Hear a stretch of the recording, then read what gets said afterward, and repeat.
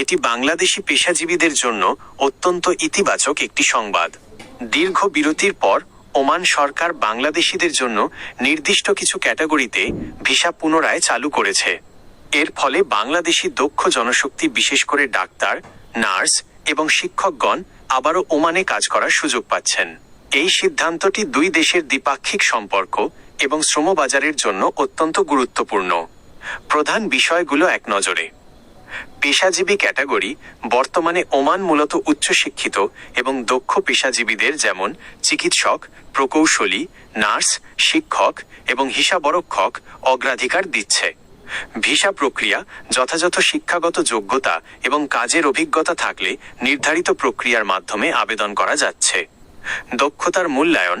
বিশেষ করে ডাক্তার এবং নার্সদের ক্ষেত্রে ওমানের স্বাস্থ্য মন্ত্রণালয়ের মিনিস্ট্রি অফ হেলথ নির্ধারিত পরীক্ষা বা মূল্যায়নে উত্তীর্ণ হতে হয়। এই সুযোগটি কাজে লাগাতে যা প্রয়োজন হতে পারে: 1. Certificate verification. আপনার শিক্ষাগত সনদগুলো বাংলাদেশের শিক্ষা মন্ত্রণালয়, পররাষ্ট্র মন্ত্রণালয় এবং ওমান দূতাবাস থেকে সত্যায়িত করতে হবে। 2. Clearance certificate. ওমান ভিসার জন্য পুলিশ ক্লিয়ারেন্স সার্টিফিকেট অত্যন্ত জরুরি। 3. সরাসরি আবেদন। বিভিন্ন সরকারি বা অনুমোদিত রিক্রুটিং এজেন্সির মাধ্যমে অথবা ওমানের বিভিন্ন প্রতিষ্ঠানের সরাসরি নিয়োগ বিজ্ঞপ্তির মাধ্যমে আবেদন করা সম্ভব। এই উদ্যোগের ফলে বাংলাদেশি দক্ষ পেশাজীবীরা যেমন নতুন কর্মসংস্থান পাবেন, তেমনি দেশও বৈধ পথে রেমিট্যান্স পাওয়ার ক্ষেত্রে লাভবান হবে।